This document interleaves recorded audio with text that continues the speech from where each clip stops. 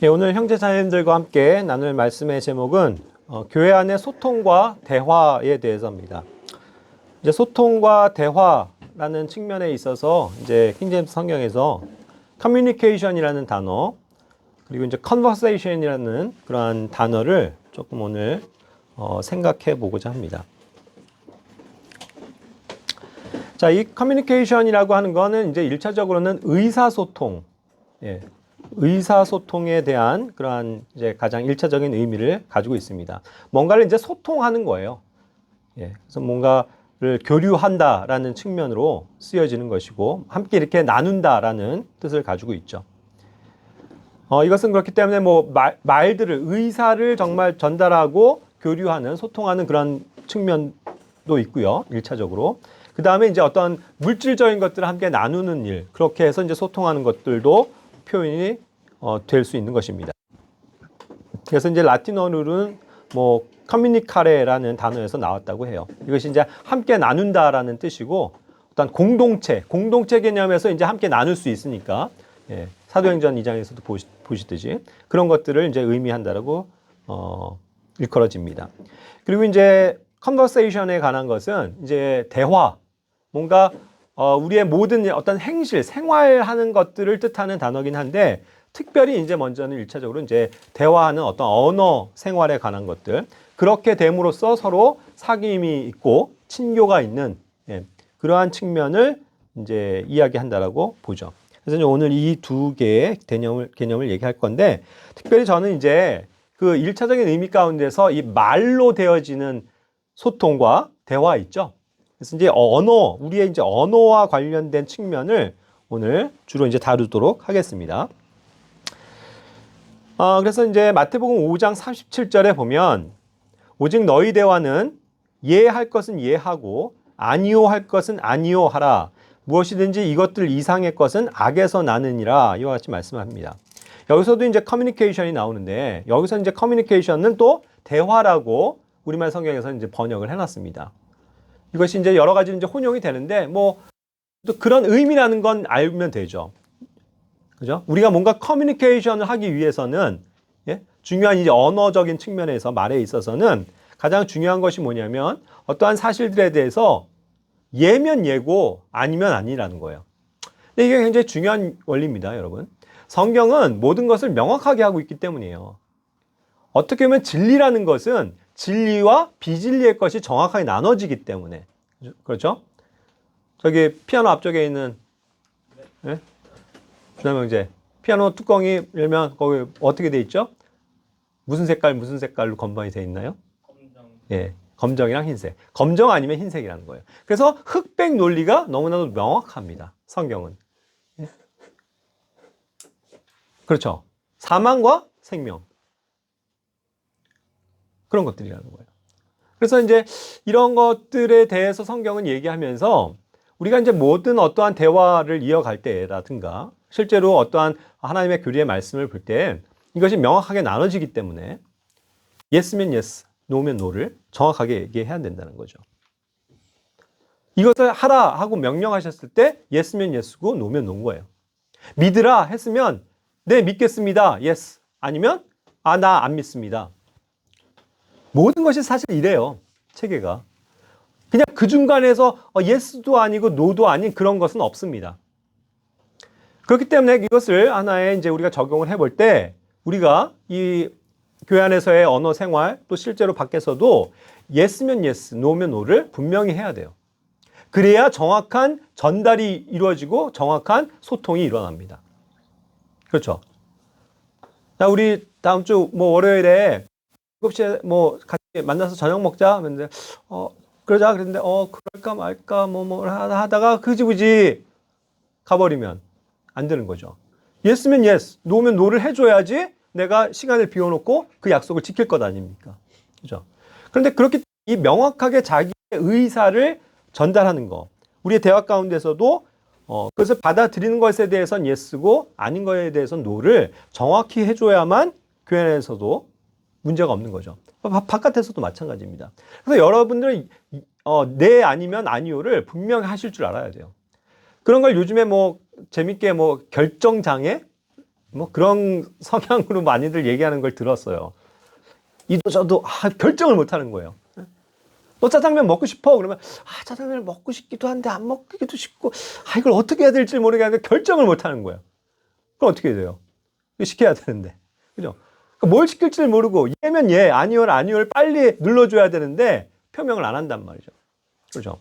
근데 그런 것들이 실제로 여러 가지 이제 장애를 가져오고 어려움들을 가지고 오는 영역들이 있어요. 그렇죠? 그러니까 분명하게 이제 우리가 이제 그런 면에서 소통의 방법을 배워야 된다. 이것은 명확하게 구분되어지는 것이기 때문에 이것을 잘 해야 된다는 거죠. 자, 이런 것을 또 우리가 어디에 그럼 한번 적용해 볼까요? 커뮤니케이션을. 갈라디아서 6장 6절에서 말씀 안에서 가르침을 받는 자와 지금 가르치는 자가 있습니다. 제가 지금 하나님의 말씀을 여러분들에게 가르치고 있죠. 나누죠. 그리고 가르친다는 측면에는 많은 것들이 포함되는데 우리가 이렇게 살아야만 합니다, 여러분. 그렇게 얘기하죠. 그랬을 때 우리는 대다수가 그것에 정말 반응한다면 그렇죠. 제가 그렇게 하겠습니다. 저도 그것에 동의합니다. 라고 얘기하면 뭐라고 대답하세요? Yes, 아멘. 이렇게 얘기한다고요. 네, 그렇게 되어줄 줄 믿습니다. 제가 그렇게 하겠습니다. 그거를 분명하게 표명하는 게 뭐예요? 아멘이에요. 그랬을 때 이 사람이 반응하고 있구나 이걸 아는 거죠. 성경을 열심히 가르칩니다. 구원에 대해서도 이렇게 막 말씀을 드리고 했는데 자, 그것을 믿습니까? 확신합니까? 하면 대답을 못하고 대답을 안 하고 뭐 주저주저 할 듯 말 듯. 그러면 이 사람이 뭔가 불확실하구나 이걸 알게 되는 거죠. 그렇죠. 근데 어떤 사람은 네, 믿습니다. 아멘. 하면 이 사람은 확실하게 어쨌든 드러나는 거잖아요. 물론 속 중심의 것까지는 제가 알 수가 없어요. 하지만 분명히 이 사람이 그렇게 믿고 받아들이고 약속하는구나. 그거를 이제 받아들일 수 있다는 거죠. 이런 측면에서 소통이 이루어져야 합니다. 커뮤니케이션. 이게 1차적인 거예요. 지금 제가 아까도 얘기했습니다. 커뮤니케이션이라는 단어는 여러 가지 다른 측면에서도 쓰인다고. 그래서 여기에서 흥정역 번역자는 이거를 의사소통에 관한 걸로 보지 않고 그냥 물질을 나누는 거. 그런데다 더군다나 이게 이런 표현으로 되니까 가르침을 받는 자가 가르치는 자와 함께 하곤 했지만 결국 뭔가 모든 좋은 것을 나눈다라는 측면을 어떻게들 받아들여요? 교회 안에 있는 목자나 뭐 장로 감독들에게 뭔가 좋은 것을 좀 나누어 주고 베풀어 주는 그런 걸로 생각한단 말이에요. 근데 그거는 100번 양보한다라도 여기서 그 얘기예요? 함께잖아요, 그럼 나도 다른 사람들에게 그렇게 풍성하게 선물 줘야 되는 걸 얘기하는 거죠. 그런 것이지 뭐 말씀을 전하는 사람은 교회 안에서 그래서 모든 것을 풍성하게 이렇게 뭐 받고 뭐 이런 걸로 생각을 한단 말이죠. 그래서 이런 걸로 오해들을 해요. 그래서 일반 교회들에서 목사님 우리가 잘 대접해야지 이러면서 이런 것들을 적용을 한단 말이에요. 그렇죠. 근데 그것을 얘기하는 게 아니에요. 의사소통해 가는 걸로 우리가 먼저 보자라는 거예요. 그랬을 때 반드시 가르침을 들을 때에 받을 때에 회주자님들이 그것을 정확하게 아멘이면 아멘 아니면 아직 이해가 안 됩니다. 이제부터 이제 이해의 차원도 있죠. 저는 이해가 안 되는데요. 한번 물어볼 수 있어요. 그리고 그 문제를 해결을 해야죠, 분명히. 그렇게 해서 결국 예면 예, 아니오면 아니오를 분명히 하셔야죠. 그렇죠. 킹제임스 성경이 하나님께서 우리에게 주신 유일한 성경입니다. 믿으십니까? 대답들을 못해요. 네, 믿으십니까? 하면 내가 정말 그것을 믿는다면 아멘이에요. 그러면 논란의 여지가 있습니까? 그런데 아니요 하는 사람들이 있을 수 있죠. 그럼 어떻게 해야 돼요? 저 같은 사람은 또 그것이 왜 그런지에 대해서 계속 설명을 하고 해석을 해줘야 되죠. 알려줘야 되죠. 그렇잖아요. 그러니까 모든 게 그렇단 말이에요. 순종하시겠습니까? 그럼 네. 그러면 단순한데 저는 그거 못하겠는데요. 그러면 권면해야 되잖아요. 회장님 그렇게 하시면 안 됩니다. 이거 우리가 다 같이 순종해야죠. 이렇게 가르쳐야 될 거 아니에요. 그러니까 그것을 분명하게 할 때에 온전한 건전한 의사소통이 이루어진다라는 거예요. 그러니까 입 딱 닫고 교회 안에서 과묵하게 앉아있다라는 것이 좋은 게 아닙니다. 반응을 하셔야 돼요. 그렇죠? 자, 그래서 이제 이 커뮤니케이터는 그래서 갈라디아서 6장 6절은 이 내용이지만 14절, 뭐 15절 빌립보서 이런 데서 보면 이제 어떤 고난에 참여하는 것을 이제 함께 나누는 것이라고도 표현을 했고, 그러면서 이제 주고받는 일이라고 했으니까 맞아요. 여기서는 또 뭐 의미적인 게 그 2차적으로 있는 그런 어떤 뭐 물질들을 나누는 것까지도 다 포함이 되는 거겠죠. 근데 결국 보세요. 그래도 의사소통이 가장 중요한 부분인데, 이 사람과 내가 서로 주고받으면서 뭔가 물질적인 걸로도 좋은 것들을 나눴다고 하면 내가 이 사람과 소통이 되는 겁니까? 안 되는 겁니까? 되는 거죠. 분명히. 예. 그런 측면에서 이런 것들은 1차적인 의미에서 모든 어떠한 우리의 의견과 의사의 생활 이런 것들이 다 소통이 된다는 것을 증명해 주는 거니까 1차적인 것을 알아야 되긴 하겠죠. 자, 그래서 제가 형제 자매님들께 묻고 싶습니다. 오늘의 주제는 이 소통과 대화인데, 우리도 이 말씀 안에서 과연 소통이 잘 되고 있습니까? 소통이? 히브리서 13장 16절에 오직 선을 행하는 것과 나누어 주는 것을 잊지 말라. 하나님께서는 이 같은 희생을 매우 기뻐하시니라. 여기서도 이제 선을 행하는 것 하나 나누고 나누어 주는 것이라고 해서 커뮤니케이트를 썼거든요. 근데 역시 이 물질을 나누는 것 말고도 제가 1차적으로 뭔가 의사를 소통하는 것에 한번 관점을 맞춰보자는 거예요. 네? 그랬을 때 소통하는 것을 잊지 말라가 되잖아요. 그렇죠? 여러분, 우리는 소통을 해야 된다고요. 대답도 안 하고 말도 안 하고 뭐 잘 지내고 있습니까? 물어보는데도 그냥 잘 지내요. 그냥 대충 이렇게 얘기를 해보면 진짜 그런 줄 알잖아요. 교제할 때 그런 것이 나타나야 돼요. 기도의 제목에 나타나야 된다고요. 그래야 이 사람이 이 문제가 있구나. 이걸 가서 기도해주고 권면해주죠. 근데 겉으로는 뭐 다 잘 살고 있는 것처럼 보여요. 그런데 내 마음에 실제로 그건 아니거든요. 그럴 때가 많단 말이죠. 그거는 제대로 된 소통이 아니에요. 그러니까 이런 면에서 분명히 교회 안에서는 빛 가운데서 우리가 많은 것들이 드러나야 될 때 그런 것들을 드러나게 하는 것, 그것이 굉장히 중요한 일이라고 말씀을 드리는 것입니다. 자, 그래서 이제 소통과 관련돼서 은혜의 소통이라고 부를 수 있는 거, 에베소서 4장 29절. 여기서 이제 부패한 대화라고 한 거, corrupt communication이라고 했는데, 역시 여기서도 이제 대화라고 표현했잖아요. 뭔가 언어에 있어서 빚어지는 말들입니다. 그렇게 돼서 소통하는 것들인데, 때로는 이런 것들이 부패한 내용들만 가지고 서로 의사소통을 하고 있을 때도 많다는 말이죠. 그러니까 어떻게 하라고요? 우리의 이런 의사소통에 관한 것들이 교회 안에서 오직 세워주는 일에 쓸만한, 좋은 것만을 말해라. 세워주는 말들을 하시라고요. 예? 남을 깎아내리거나 남을 핀잔을 주거나 웃기려고 괜히 그런 말들을 하지 말고, 그런 건 적합한 게 아니에요. 항상 그 사람을 세워주기 위해서 형제는 정말 우리의 기둥 같은 형제야 라고 얘기를 해줘야지, 놀리려고 기둥이 뭐 왜 그래 뭐 이런 식의 남을 깎아내리는 게 아니라는 거죠. 항상 이런 것들을 덕을 위해서, 교회를 세워주는 일을 위해서 좋은 것들을 말해야 된다는 거예요. 그게 뭐예요? 듣는 자들에게 은혜를 끼치는 일이라고 설명하고 있습니다. 은혜를 끼치는 말. 우린 그런 말들을 해야 돼요. 그게 우리의 소통의 가장 중요한 요소가 되어야만 합니다. 골로새서 3장 8절에서도 너희도 이 모든 것을 내버리라. 분노와 진노와 악의와 신성모독과 너희 입에서 나오는 더러운 대화라 해서 여기서도 뭐예요? 커뮤니케이션을 얘기했죠. 너희의 입으로부터 나오는 그러한 대화. 그런데 이것이 더러운 대화가 돼서는 안 된다는 걸 얘기하는 거잖아요. 항상 남을 세워주고 덕을 세우는 그러한 은혜로운 말들로서 교회 안에 채워져야 된다는 거죠. 그런 가운데서 우리가 소통을 하는 거예요. 그런 것을 또 중요하게 성경에서는 다루고 있고, 실제로 이것이 이제 교회 생활 가운데서 굉장히 여러 가지 영역에서 이렇게 작용되어지는 일들이기 때문에 우리가 이런 것들에 신경을 써야 된다는 말입니다. 특히 여기 뭐 나이 드신 분들이 말이 많아요. 젊은이들이 말이 많아요. 젊은이들 많잖아요. 되게 시끄러워요. 젊은이들 이 그룹 모이면은 그냥 시끌시끌하고, 형제자매들은 그냥 조용조용히 얘기할 것만 얘기하거든요. 근데 여러 가지 이런 대화들이 나누고 소통을 하다가 보면 불필요한 말들을 많이 하게 된다는 거죠.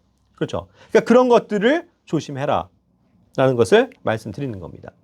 그래서 에베소서 5장 4절에서도 또한 추잡한 것이나 어리석은 이야기나 희롱하는 말도 적합하지 아니하니 하지 말고 오히려 감사하는 말을 해라. 여러분, 그것을 은혜로운 말들을 하고 은혜로운 것들을 소통하기 위해서 가장 좋은 것들은 뭐냐면 감사하는 말을 하는 거예요. 고마워. 한자매 너무 고마워. 병철 형제 고마워. 이렇게 항상 고맙다, 감사하다. 아, 난 그리고 이런 게 너무 감사해요 하고 그런 것들을 나누는 거. 그것이 적합하다라는 거예요.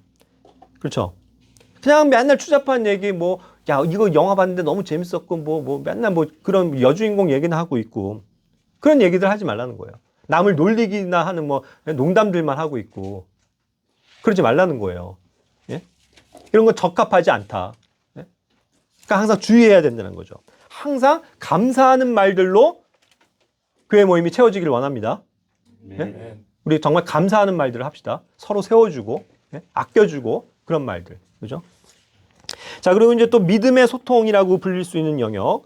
빌레몬서 1장 6절에 보면 내가 그리함은 너의 믿음을 나누는 일이 그리스도 예수님 안에서 너희 안에 있는 모든 선한 것을 인정받음으로 말미암아 효력 있게 하려 함이라. 예. 믿음을 여기에서 나누는 것들을 얘기했죠. 역시 커뮤니케이션입니다. 예. 너희의 믿음의 커뮤니케이션. 결국 믿음을 나누는 일들. 그렇죠? 그래서 나의 어떤 믿음을 드러내고 나의 주님께서 주신 그런 믿음에 대한 것들을 이야기하고 대화하고 소통하는 것. 그것이 너무나도 중요하다는 거죠. 그런 것이 선한 것에 대한 인정받는 일이 되는 것입니다. 그렇죠? 그런 것들을 교회 안에서는 얘기해야 돼요. 그래서 뭐 청년부면 청년부 이렇게 뭐 모여서 모임을 가질 때 우리가 뭐 세상 얘기하는 게 아니잖아요. 그때 뭐에 집중해야 돼요? 우리의 믿음에 대해서, 하나님의 말씀에 대해서, 그죠? 우리들의 건전한 삶에 대해서, 우리의 기도 제목들에 대해서 그런 것들을 나누는 거, 예? 그것이 믿음 생활에 있어서 굉장히 중요한 일이라는 것입니다. 그죠? 자, 그리고 이제 대화에 관한 것들, 이제 컨버세이션에 대해서 한번 생각해 볼게요. 그러니까 이것은 여러 가지 이제 우리의 생활 모습을 다 담고 있는 것이긴 하지만 그 중에서도 가장 1차적인 것은 언어 생활이라는 거예요. 그래서 이제 이것이 밖으로 드러나는 대화, 그런 것으로 보는 거죠. 그래서 이 언어 생활의 중요성에 대해서 또 이 컨버세이션을 가지고도 강조할 수 있습니다. 고린도 후서 1장 12절 말씀에선 우리가 세상에서 생활할 때 생활한다는 것을 그래서 여기에서는 컨버세이션이라고 얘기한 거예요. 단순함과 하나님께 속한 진실함으로 하였고 육체의 지혜로 하지 아니하고 하나님의 은혜로 하였으며 너희를 향하여는 더욱더 그리하였노니 이것이 우리의 기쁨이요 또 우리의 양심이 증언하는 바라 말씀하고 있습니다.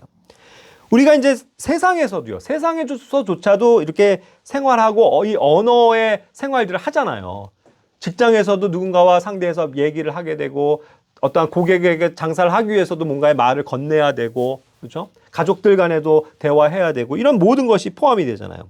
그런 걸 할 때 항상 주님께서 주시는 지혜를 배워야 돼요. 그래서 항상 단순함 가운데서 복잡하게 생각하고 복잡하게 말하지 않고 단순하게 의사소통을 하는 것.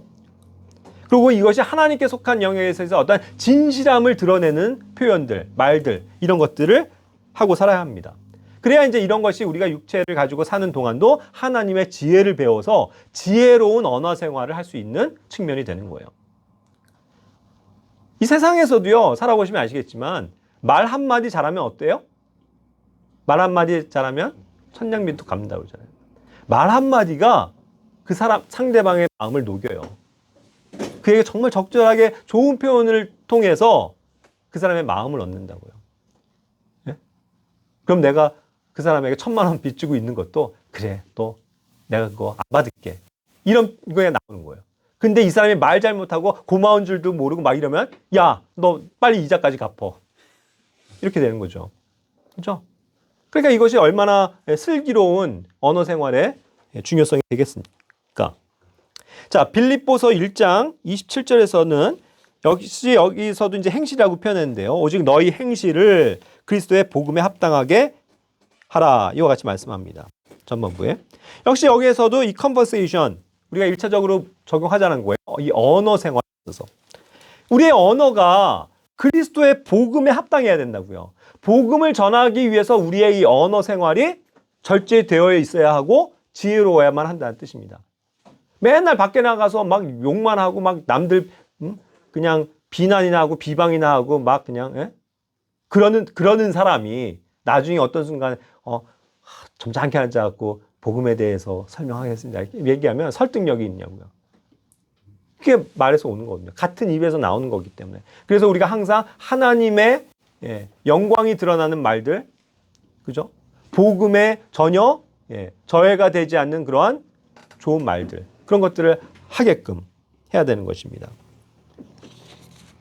그래야 우리의 복음이 온전하게 전달된다는 거예요. 그렇죠?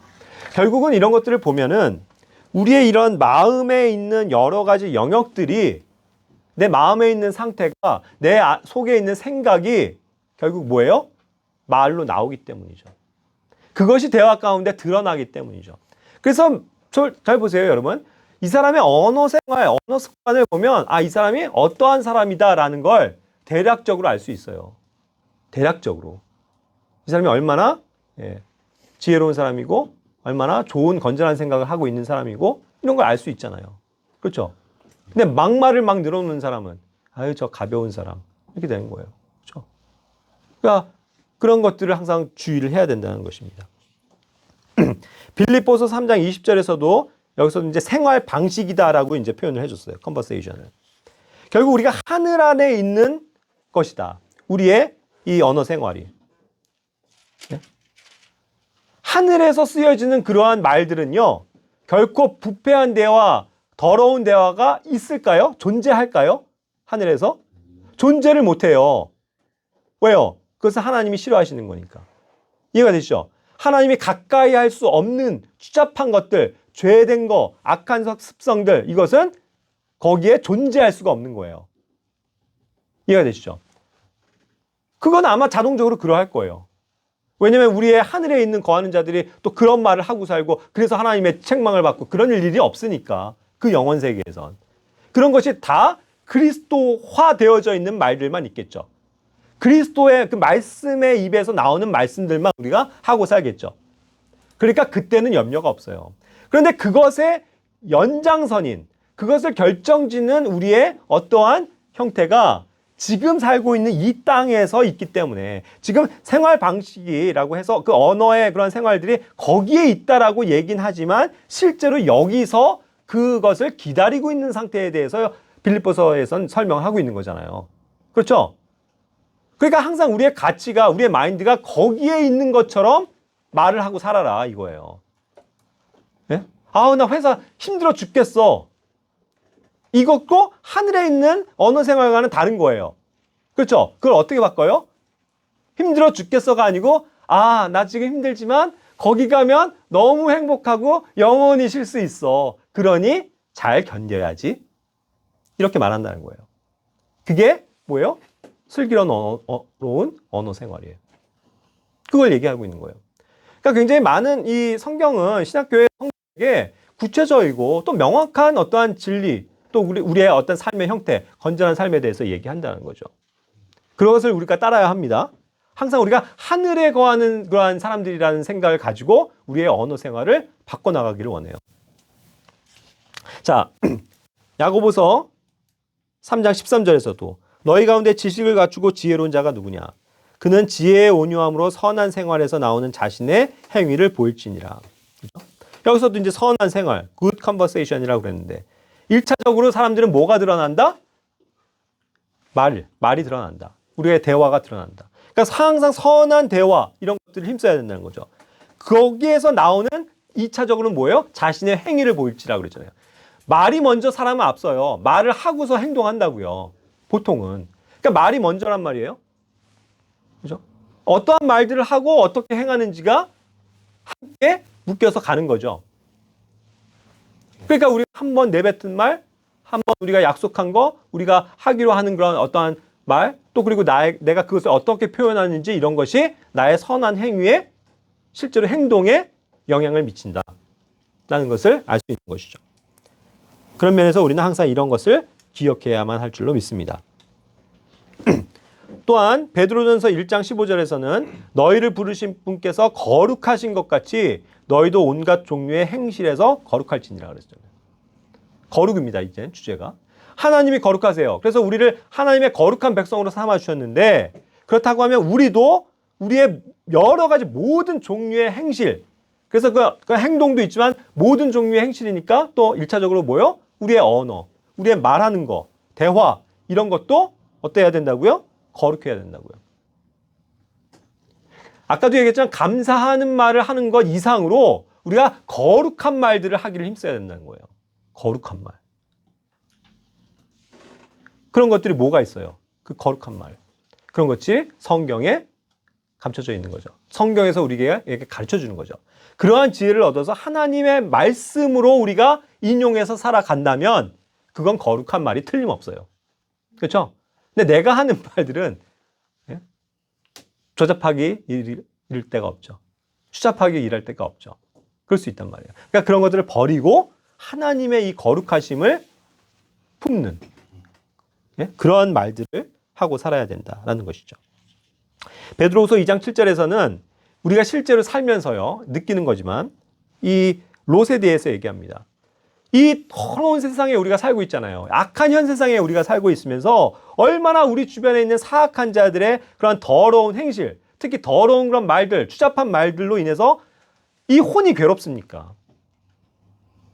여러분들 친구들과 만났을 때 세상 친구들 아니면 직장에서 이렇게 사람들 만나고 할 때에 많은 경우 괴로움을 받으셔야 정상이에요. 저 사람들은 왜 맨날 저 얘기해야지? 왜 맨날 저렇게 모여갖고 저기 뭐 그냥 사장님 막 욕만 하고 있지?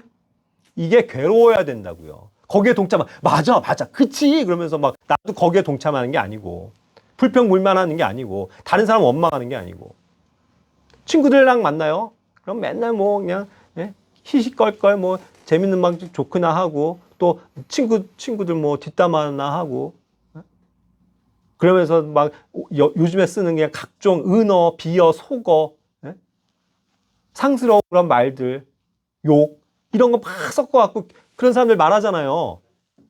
안 그래요? 그럴 때 괴로워야 된다고요. 괴로워야 된다고요. 그걸 좋다고 웃고 있고 그치 끄덕이고 있으면 안 된다고요. 내가 그 말을 안 할지라도 그게 우리의 현 세상에서의 모습이에요. 악한 세상을 보면 너무 괴로워요. 그런 것들을 보면. 제가 조그만 아이들을 가르쳐도요. 아이들이 왜 이렇게 요즘에는 말들이 악한지 몰라요. 그냥 막 남을 잡아먹는 말 그리고 뭐 희한한 무슨 막 은어들 써가면서 막 놀리고 그것도 웃으면서 또 받아치고 맨날 다 그거예요. 그리고 이제 중고등학생 보세요. 뭐 초등학생도 그렇지만 옆에 그냥 지나가다가 중고등학생들 표현 들으면 XXX가 안 들어가는 게 없어요. 와, 진짜 너무너무 심해. 그렇죠? 그런 세상에 살고 있어요, 우리가. 그러니까 그런 악한 언어들을 들으면서 우리가 살아야 되니까 이 귀가 어때요? 괴로운 거죠. 그렇게 돼야 된다는 거예요. 근데 우리는 항상 그런 것을 은혜로운 하나님의 말씀들로 채워나갑니다. 그래서 우리의 귀를 좀 씻어야 돼요. 우리가 아름다운 찬송 소리를 들으면서 함께 찬송을 부르면서 이 귀가 좀 씻어져야 된다는 뜻입니다. 세상 바깥에 있을 때 맨날 그냥 나오는 게 그냥 세상 음악 쿵짝쿵짝쿵짝인데 그렇죠?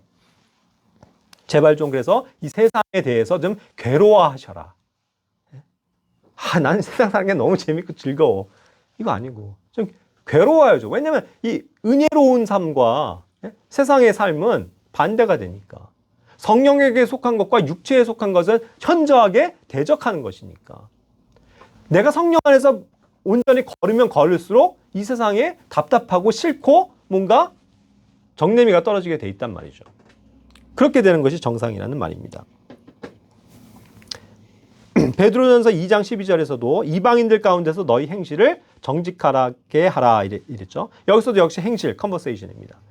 이렇게 우리가 바깥에서 믿지 않는 사람들과 살아갈 때 우리의 이러한 언어도 대화도 항상 정직하게 바꿔나가야 된다. 항상 건전하고 좋은 것들. 그렇죠?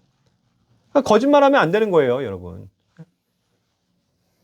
하나님을 믿는 사람들이 그냥 대충 둘러대고 거짓말이나 하고 그래서는 안 된다는 거죠.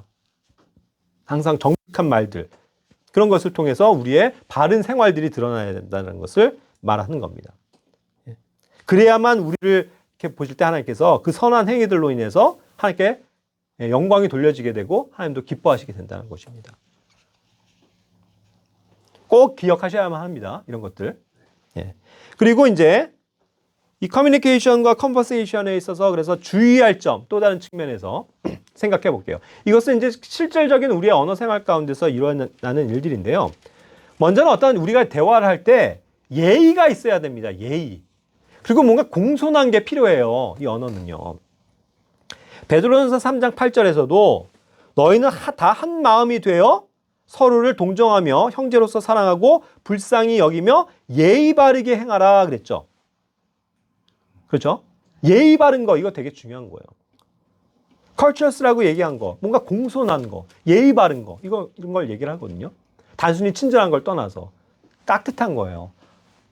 그러면은 그러한 영역에서 이 언어의 어떤 예절을 갖추고 공손한 그런 것들은요.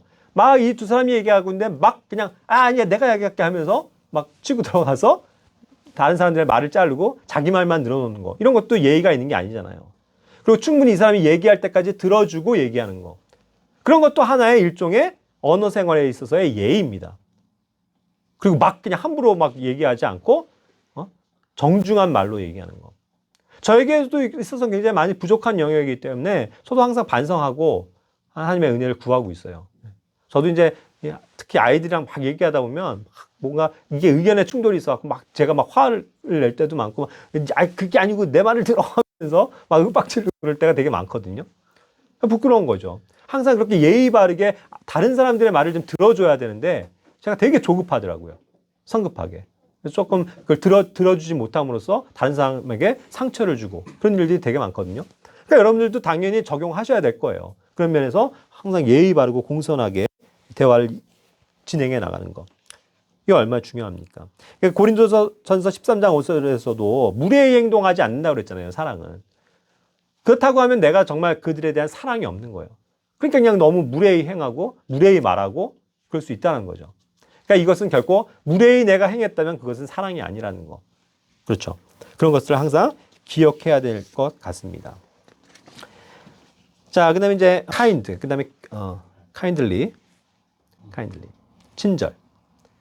자, 예의 바른 것도 있고 또 친절하게 항상 말해야 되는 거 이거 있습니다. 중요해요. 로마서 12장 10절에서도 형제의 사랑으로 서로 친절하게 애정을 가져라. 항상 사랑스럽게 친절하게 대해주는 것, 친절하게 말하는 것, 친절하게 설명해 주는 것 이런 것들을 이야기하는 거죠. 그래서 서로 먼저 존중해 주는 것이 필요한 거예요. 다른 사람들을 존중할 것 같으면 그 사람의 이야기를 아까 얘기한 것처럼 잘 듣게 됩니다. 존중해 주니까. 그러고서 이제 내 말을 하게 되는 거예요. 그런 어떠한 순서도 이야기해 볼 수 있겠죠. 고린도전서 13장 4절에서도 역시 사랑의 속성입니다. 여기에 사랑은 오래 참고 친절하며 이랬잖아요. 항상 친절하게 행해야 되는 거죠. 친절하게 말하고 그죠? 툭툭 그냥 내던지고 너가 그랬잖아 하면서 막 윽박이 열고 넌 그것도 못해? 뭐 그래서 핀잔 주고 이런 게 아니고 항상 친절하게 얘기해 주는 거. 그죠? 그런 것들을 우리가 배워야만 합니다. 에베소서 4장 32절에서도 서로 친절히 대하며 상냥한 마음을 품고 이랬거든요. 항상 친절하게 대하고 친절하게 말하고 또 그것이 뭐에서 기원되는 거예요? 나오는 거예요. 그냥 상냥한 마음으로. 이게 같이 가잖아요. 내가 친절하게 말하는데 어떻게 불순하게 상냥하지 못하게 할 수 있어요. 상냥한 마음을 가지니까 그래서 친절하게 얘기할 수 있는 거죠. 나의 어떤 욱하는 것도 있을 수 있지만 그걸 누르고 상냥한 마음으로 부드러운 마음으로 바꿔서 친절하게 대할 수 있는 거죠. 말할 수 있는 거죠. 그렇기 때문에 이런 언어의 생활도 결국 성령의 열매를 풍성히 맺는 것과 연관이 되는 거예요. 내가 성령 안에 거하고 성령님께서 하시는 그런 것들에 민감해서 나의 마인드를 바꿔갈 때 나의 이런 언어 생활, 나의 입에서 나오는 것들이 이렇게 친절과 사랑으로 바뀌어질 수 있다는 것을 말하는 겁니다. 베드로후서 1장 7절에서도 경건의 형제의 친절에 사랑을 더하라. 그죠? 우리가 이런 주님을 닮는 그러한 주님의 형상을 본받는 것, 그게 이제 godliness죠. 그것이 이제 경건이라고 표현되어지는 건데 그런 것에 형제의 친절을 더해야 된다는 거예요. 그죠? 그것이 이제 내가 뭔가 하나님을 닮아가는 것으로 바뀐다면 결국 그것은 형제에 대해서도 친절을 베풀게 돼 있다. 그것을 얘기하는 거죠. 그리고 그 형제의 친절을 통해서 뭐예요? 다른 사람들에게 사랑을 더하게 되는 것. 그것으로 갈 수 있기 때문에 이런 것들은 매우 중요한 영역들입니다. 자, 이제 구체적으로 말씀은 마치고요. 제가 좀 실질적인 것들 몇 가지를 그냥 좀 얘기해 보고 마치도록 하겠습니다. 이 커뮤니케이션 그리고 컨버세이션에 있어서는요. 굉장히 여러 가지 것들의 그런 노하우가 필요하잖아요, 실제로. 여러분들이 대화를 할 때 이제 어떤 사람들과 대화할 때에 일반적으로도요. 가장 중요하게 얘기하는 게 아이 컨택트라고 그러죠. 아이 컨택. 그러니까 이 사람은 열심히 말하고 있는데 나는 딴짓해. 나는 그냥 핸드폰 보고 있어. 그러면서 듣고 있어 이러는 거. 이게 아니라고요. 항상 그 사람이 말하는 거에 뭐예요? 집중해야 되는 것입니다. 그렇죠? 그래서 여기서 표정, 시선까지도 얘기하는 거예요. 제가 이렇게 얘기하고 있을 때 여러분들 얼마나 저와 시선을 마주치고 있습니까? 고개 숙이고 있고 딴짓하고 있고 먼 산 바라보고 있고 다른 거에 신경 쓰고 있고 이래서 안 된다는 거예요. 이게 되게 중요한 거예요, 여러분.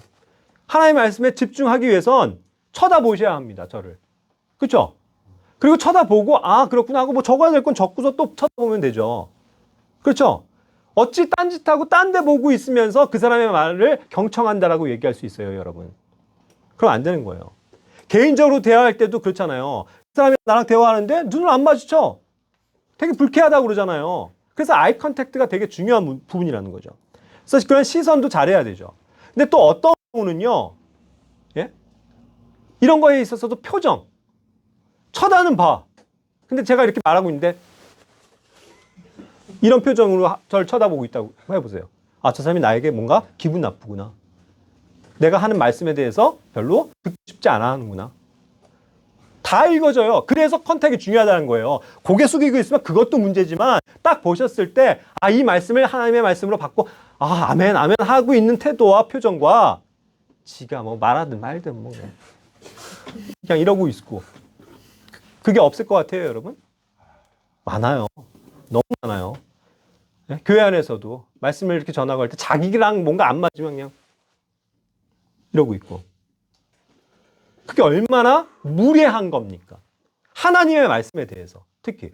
그렇죠? 우리가 같이 대화하면서도 그것이 드러나는 문제일진데 하나님의 말씀을 지금 증거하고 있는데 여러분들의 마음의 태도가 어떠냐는 거예요. 정말 그것을 듣고자 합니까? 경청하고자 하세요? 그게 의사소통의 대화 기술이라니까요. 이게 우리가 살아가면서도 너무 중요한 거예요, 여러분. 직장생활 그런 식으로 하면 안 돼요. 사회생활 그런 식으로 하시면 안 된다고요. 학교에서 그런 태도 보이면 안 된다고요, 크리스찬들이. 아세요? 잘 들어주고 교수님 강의하시는 것도 열심히 들으면서 다 재밌어요 하면서 이렇게 들어줘야지. 혼자 그냥 시간만 보고 있고.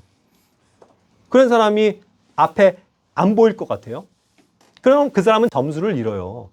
사람의 신용 평가에 있어서. 이게 얼마나 그러니까 중요한 진리들을 가르쳐 주는 겁니까, 성경은. 그래서 이제 그런 면에서 표정까지도 다 드러나게 된다. 그럴 때 이제 그런 시선도.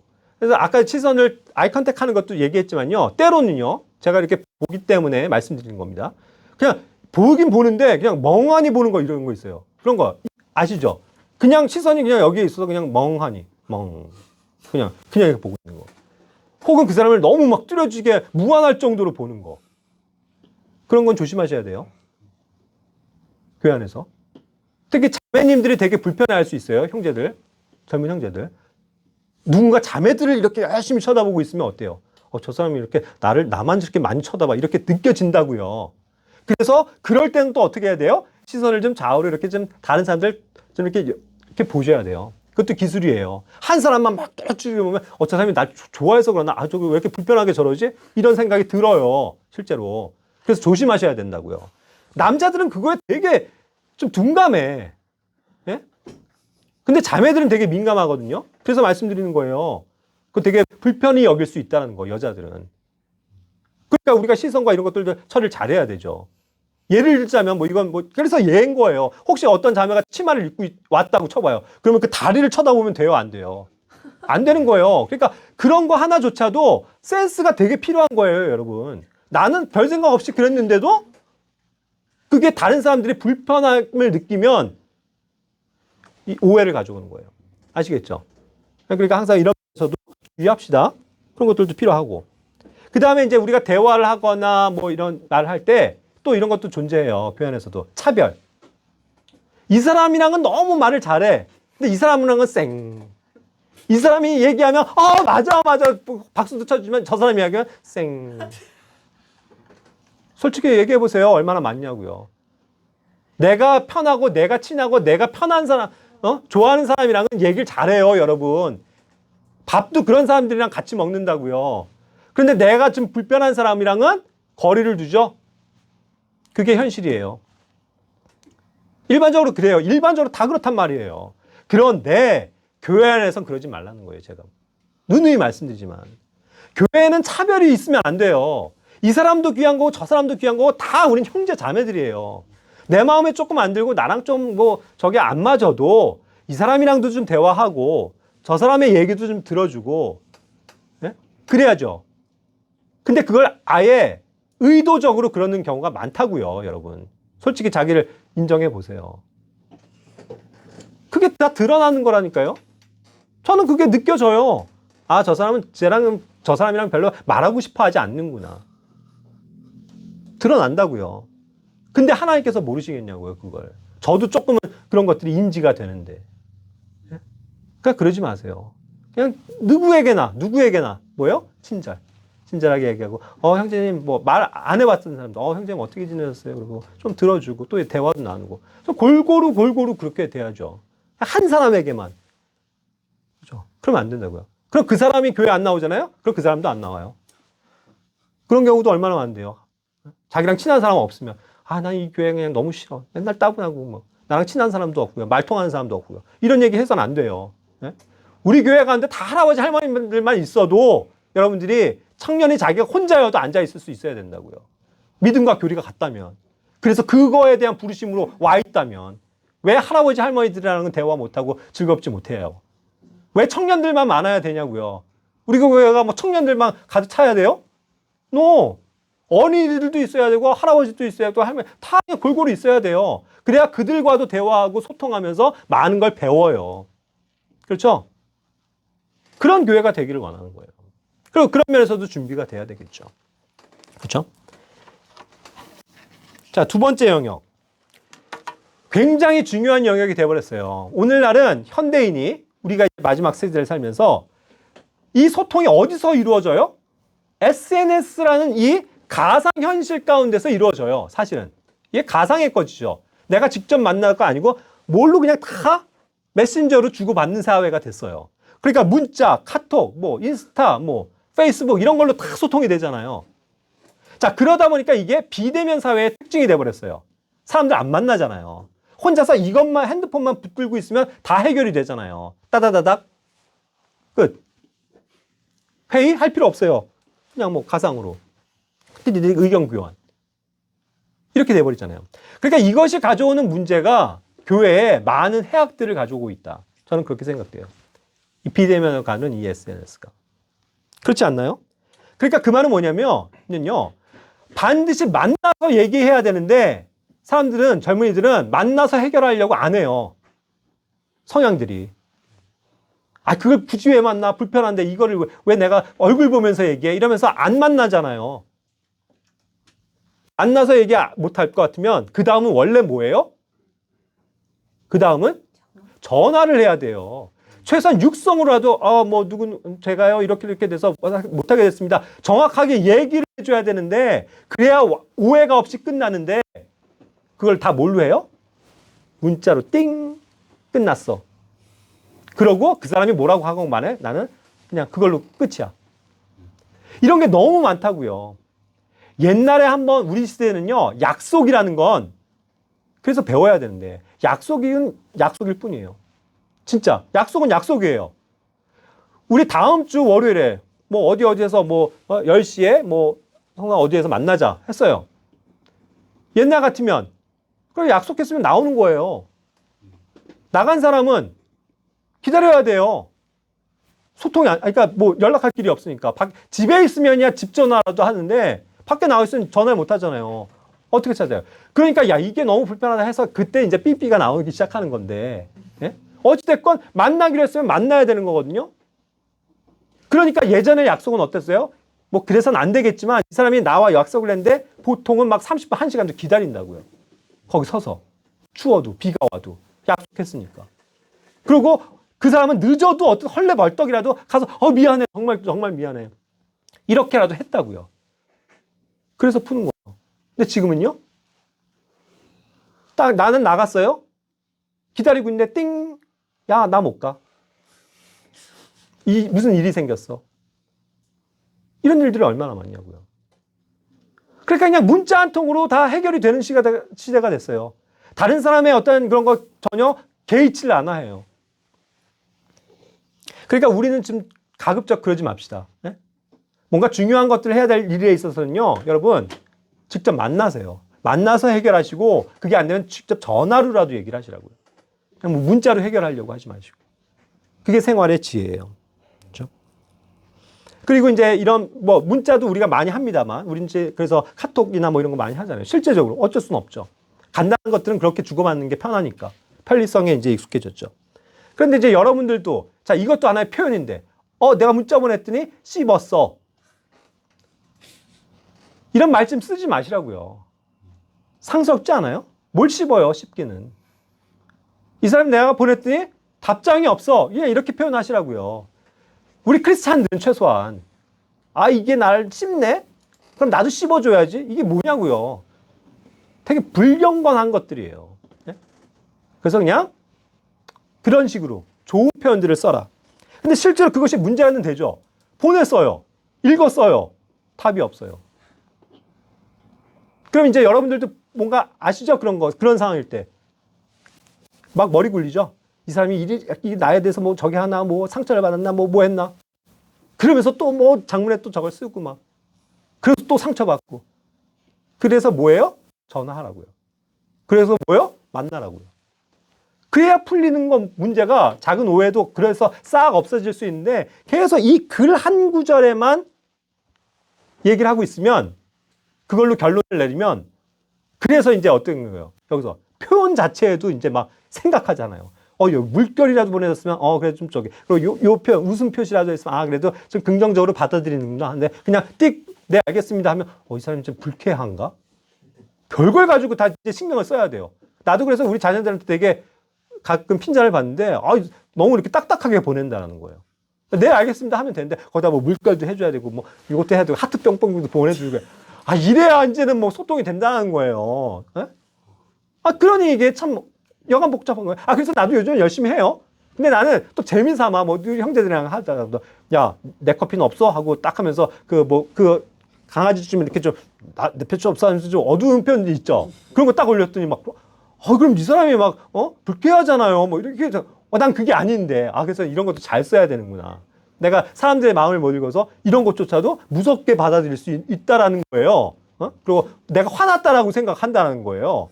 난 그런 게 아닌데. 그래서 이런 이모티콘도 잘 써야 되는구나. 이걸 배우는데 모르겠어요. 뭐 어쨌든 뭐 여러분들의 젊은이들의 문화가 그렇다면 쓰긴 써야 될 텐데 그런 것도 잘 가르쳐 주시고 저 같은 사람들 어떻게 해야 되는지. 그래서 실제로 저 같은 사람은 어려워요. 우리 어른들은. 그냥 하나 딱 보내고 말면 끝인데 뭐 물결을 보내줄까 여기다 하트를 해줄까 아니면 뭐 어떠한 이모티콘을 해줄까 이걸 고민해야 되니까. 그렇죠? 단톡에서도 마찬가지고. 이제 이것이 이제 하나의 문자 예절이 돼가고 있다라는 거예요. 뭐 어쩔 수 없이. 그러다 보니까 우리도 결국은 그런 것들을 잘 반응해야 되겠더라. 제가 이걸 말씀드리고 싶은 거예요. 각자의 개인의 생활에서도 그렇지만, 특히 어디서요? 우리가 그런 거를 손쉽게 의견도 교환하고 빨리 알릴 건 알리기 위해서 단톡을 하는 거잖아요. 그 이유밖에 없잖아요. 사실 교회도. 그럼 단톡에서 어떤 내용이 올라가면 여러분들의 반응은 어때요? 우리한테 어른들한테 뭐 빨리빨리 답장 안 한다고 뭐라 그러면서 왜들 답장 안 하냐고요. 어떻게 생각들 하시나요? 그러면 무응답. 어떠한 형제님이 뭐 좋은 자료를 이거 되게 좋은 자료겠습니다. 읽어보십시오 하면은 최소한 읽어보지 않더라도 나중에 읽더라도 네 형제님 감사합니다.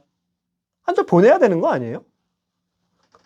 아니면 가르쳐 주세요. 단체에서 뭐 그런 거 필요 없는 겁니까? 그래서 나는 열심히 답장을 해줘요. 얼마 전에도 무슨 띠디딕하고 막 20몇 명이 있는 그룹에 초대해갖고 막 누군가가 말씀을 올려주셨더라고요. 자기가 말씀 전한 거. 그래서 형제, 제가 아는 형제입니다. 그래서 형제님 감사합니다. 제가 잘 들어볼게요. 실제로 들었어요. 유튜브 가서. 그래서 한 줄 남겼거든요. 근데 아무도 그거에 대해서 대답이 없어. 그리고 그게 오랜만에 된 건가 봐요. 우리 독립침례교회 축구 클럽 뭐 그거였던 것 같아요. 근데 뜩 했더니 그런 거 이제 뭐 올리고 난 이제는 그런 거 관심 없어 하니까 어떻게 돼요? 두두두두두둑 나가요. 나가기. 전 그것도 조금은 좀, 기분이 나쁩니다. 솔직히. 제가 한 거 아니지만. 예?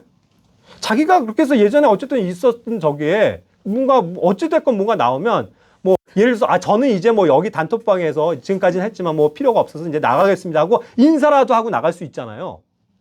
그렇지 않아요? 근데 그냥 두두두둑 나가면 끝이야. 더 이상 연락하지 마세요. 그 편이죠. 여러분. 그거 맞죠? 그렇게 해서 나가는 거. 나 찾지 마세요. 이거 아니에요? 제가 몰라서 물어보는 거예요. 이게 그냥 보편적인 거예요? 그냥 아무 말 안 하고 그냥 나가버리는 거? 그렇다고 하면 뭐 제가 이게 함부로 판단한 건지 모르지만 그냥 이런 것들이 너무 비일비재하다는 거예요. 그러면 그걸 어떤 나눈 사람은 되게 주눅이 들겠죠. 아유, 내가 괜히 이런 거 했나 보다. 이렇게 되잖아요. 그러니까 좀 반응들을 하시라고요. 그리고 이게 어떻게 건전하게 돼야 되는지 전 잘 모르겠지만 그런 걸 좀 알려주시고. 그래서 자, 이런 것들을 이제 문자 예절에서도 잘 갖추자. 이런 것들도 이제 필요하고요. 우리 특히 이제 교회에서는 단톡이 있고 또 청년들도 뭐 이런 거 하고 할 때에 그게 격려를 위한 거예요. 제가 뭐 청년들에게도 얘기하지만 우리 주부청 같은 모임 할 때도 내가 이제 일부러 부탁하잖아요. 그래서 자, 좀 댓글 좀 달아줘.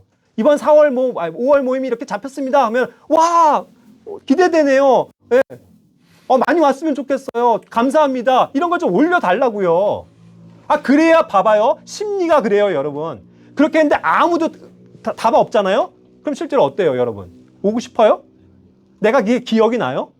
그런데 많은 형제자매들이 막 기대합니다, 좋습니다 뭐 하면은 그래 다들 좋아하는구나. 이런 게 으쌰으쌰 분위기가 된다고요. 예? 그래서 내가 저기 신내교회 그 두 형제들 엄청 칭찬하잖아요, 내가. 그 형제님들은 뭐 하나 올면 할렐루야 하면서 감사합니다 막 바로바로 보내주잖아요. 난 너무 고마워요, 그분들이. 너무 고마워요. 근데 우리 교회 형제자매들에서는 별로 고마울 일이 없어. 별로 안 올리니까. 몰라요. 이게 나만의 착각인지 모르겠지만 아니면 나중에라도 얘기해 주세요. 그래서 마지막으로 말씀드립니다. 우리 교회 단톡을 보시면요. 한 자매가 있어요. 효심자매. 어찌됐든 그는 우리 교회 몇 번 나오면서 자기가 그래도 성도라고 생각하고 너도 여기 탁 하려고 너무 좋아하면서 하고 제가 기도 제목도 알리고 소식도 알리고 할게요 하면서 온 거 아니에요. 근데 최근에 들어와요, 그 자매가? 안 들어오죠? 왜 안 들어올 것 같아요? 예전에 막 좋다고 사진 올렸잖아요. 요한이 이렇게 잘 자라고 있어요, 여러분 하면서 뭐 소식도 올려주잖아요. 근데 거기에 요한이 이렇게 잘 크고 있네요. 기도하겠습니다. 한마디 적어주시냐고요. 아무도 안 하시잖아요. 아마 제 기억에 저랑 이명자매님밖에 없었던 것 같아요. 그러니 여기 올려봐야 괜히 민폐구나. 아무도 우리에 대해서 관심 안 갖는구나. 그런데 내가 여기에 올릴 필요 뭐 있어. 이렇게 되는 거 아니에요? 생각해 보세요. 제가 억지를 부리는 건가? 그 자매를 사랑하긴 하시는 거예요? 기억은 하고 계세요? 가끔이라도 기도하세요? 자기가 안 나가잖아요. 아까도 얘기했잖아요. 자기가 불필요하면 거기서 탈퇴하고 나가요. 그런데 끝까지 우리 교회에 남아있잖아요. 그럼 그도 자기를 좀 생각해달라는 거 아니에요? 자기도 여기 교회에 어떤 기회만 되면 다시 오고 싶은 거 아니에요?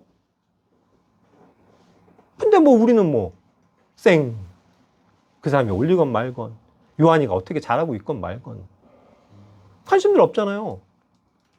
그렇게 돼서는 안 된다는 걸 얘기하는 거예요. 그러니까 단톡이라는 것이 오늘날 많이 이렇게 소통의 도구가 된다라고 한다면, 그래서 우리도 그것을 사용한다면 우리는 어떻게 해야 될 것이냐, 그걸 말씀드리는 거예요. 그게 이제는 다른 양상으로서 서로 이제 소통하는 것이 되었으니까. 여러분들 성경 읽기 줌으로 하시죠. 제가 한번 말씀드렸지만, 예? 음소거, 비디오소거 하지 마세요. 그럴 바엔 왜 해요? 그래도 이걸로라도 우리가 서로 보면서 교제합시다라는 거 아니냐고요. 근데 다 꺼놓고 있으면 자기가 말할 때만 음소거 풀고 왜들 그러세요? 난 그것도 안 좋은 거라고 보는데. 그렇지 않나요? 왜 이렇게 숨기세요? 그것도 하나의 만남이 하나의 소통이라면 그 시간에는 제가 뭐 자는 시간이어서요. 뭐 화장도 지우고 있고요. 뭐 그런 거예요? 잠옷을 입고 있어서요. 그럼 잠옷에다가 그냥 옷 거치고 예? 화장을 너무 안 했다 싶으면 마스크라도 쓰고 함께 참여하면 더 좋잖아요. 왜? 보니까. 그거 하자고 줌하는 거 아니에요? 자, 이런 것들이 다 소통에 있어서 서로를 배려해주고 나를 드러내는 어떠한 모습이 될 거라고요. 이왕 한다면. 그렇지 않습니까? 그래서 우리가 이제 오늘날 이제 이런 것들이 대두가 되는 시대가 되니까 저도 이런 것들을 좀 배워야 되겠더라고요. 그러니까 이제 그런 면에서 여러 가지 어떻게 소통해야 되는지 어떤 것이 지혜로운 건지 또 젊은이들이 많이 아니까 좀 알려주시고 또 뭐 좋아요 뭐 이런 거. 그러니까 제가 참 저기 한 게 우리 설교 말씀 같은 경우도 유튜브도 올라오잖아요. 가끔이라도 좀 들여다보세요. 물론 이거 들은 설교고 들은 성경 공부죠. 네? 그래도 좋아요도 한번 눌러주시고 그 주에 은혜를 받은 말씀이면 형제님 정말 감사했었어요 하고 그 댓글도 좀 달아주시고 뭐 우리밖에 없지만 그래도 제가 이렇게 가끔 관리를 하기 위해서 드러나는데 가끔 보면 좋아요가 막 10개나 했어 이러면 기분 좋잖아요. 그죠?